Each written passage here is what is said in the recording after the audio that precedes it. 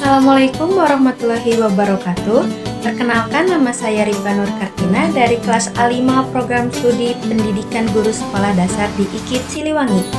Di sini saya akan mempresentasikan tentang UAS Pendidikan Agama. Selamat menyaksikan. Nah, langsung saja ke soal pertama yang ada di gambar dan terdapat kasus tersebut.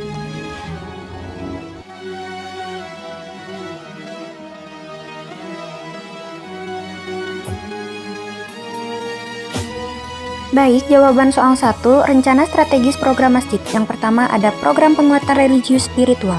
Masjid dapat menyelenggarakan kajian rutin tematik seperti kajian akhlak, fikih ibadah, dan tafsir Al-Quran dengan metode yang interaktif dan sesuai dengan kebutuhan masyarakat. Selain itu, dibentuk program gerakan sholat berjamaah dan pembinaan remaja masjid melalui kegiatan seperti halaqah pemuda dan mentoring keislaman. Program ini berdampak pada meningkatnya kesadaran spiritual, kedekatan jamaah dengan masjid, serta terbentuknya lingkungan religius yang berkelanjutan. Yang kedua, terdapat program kesehatan rohani dan jasmani. Masjid dapat bekerja sama dengan tenaga kesehatan setempat untuk mengadakan pemeriksaan kesehatan gratis, senam sehat, dan penyuluhan kesehatan secara berkala. Dari sisi rohani, diselenggarakan konseling keagamaan dan pembinaan mental spiritual bagi jemaah. Program ini membantu masyarakat menjaga keseimbangan antara kesehatan fisik dan mental, serta menjadikan masjid sebagai tempat yang peduli terhadap kesejahteraan holistik jamaah. Yang ketiga, ada program pendidikan dan pengembangan kecerdasan. Masjid dapat membuka kelas pendidikan non-formal seperti bimbingan belajar untuk anak-anak, pelatihan keterampilan seperti public speaking, kepemimpinan pemuda, dan literasi digital, serta pelatihan pengelolaan emosi dan berkarakter islami. Program ini bertujuan meningkatkan kecerdasan intelektual, emosi, dan spiritual masyarakat, khususnya generasi muda agar lebih percaya diri, kritis, dan berakhlak mulia. Dan yang terakhir yaitu program pemberdayaan ekonomi jamaah. Masjid dapat membentuk unit ekonomi berbasis masjid seperti koperasi syariah, pelatihan kewirausahaan, dan pengelolaan zakat, infak, dan sedekah secara produktif. Program ini membantu jemaah meningkatkan kemandirian ekonomi, mengurangi pengangguran, dan menciptakan kesejahteraan bersama secara berkelanjutan. Apa dampak positifnya dalam jangka panjang? Nah baik, jadi dampak positifnya dalam jangka panjang pelaksanaan program-program tersebut menjadikan masjid sebagai pusat ibadah, pendidikan, kesehatan, dan pemberdayaan ekonomi. Masyarakat menjadi lebih religius, sehat jasmani dan rohani, cerdas, serta sejahtera. Dalam jangka panjang, masjid mampu membangun generasi yang berakhlak mulia, mandiri, dan berperan aktif dalam kemajuan lingkungan sekitar. Selanjutnya kita ke kasus nomor 2 yang ada dalam gambar tersebut.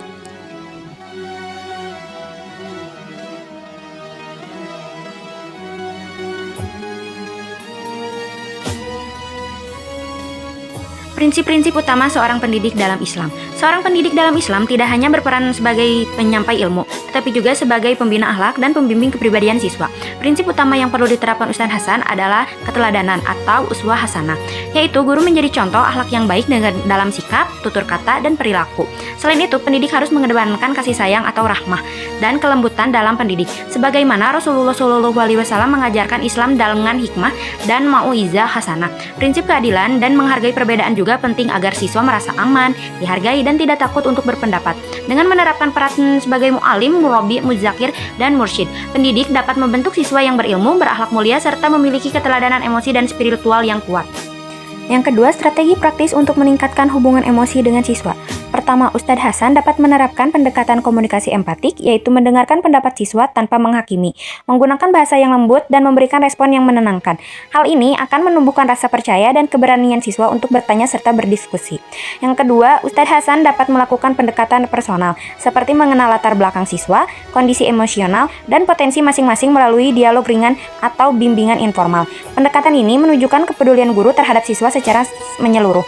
Yang ketiga, Ustadz Hasan dapat menciptakan suasana kelas yang partisipatif dengan memberi kesempatan siswa berpendapat, berdiskusi kelompok, dan bertanya tanpa rasa takut.